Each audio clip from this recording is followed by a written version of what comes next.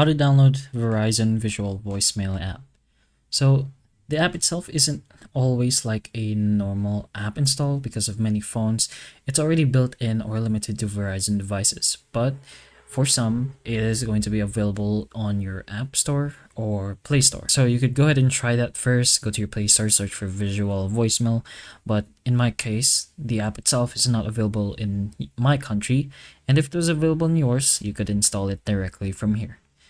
So another thing you gotta put in mind that on many Verizon phones, the app is already pre-installed.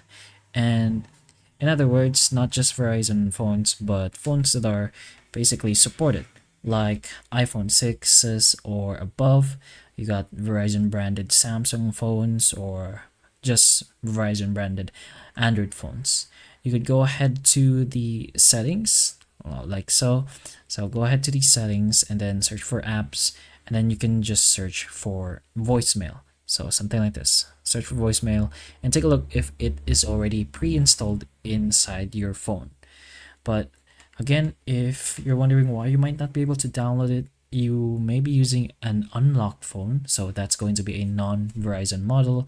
Your device uses its own built-in voicemail system, and Verizon only supports the app on specific devices. So depending on your model, you're gonna have to take a look and research on that to see if Verizon voicemail is available on your device. But hopefully this video helps. If it can, please like and subscribe for more videos like this, and that's all.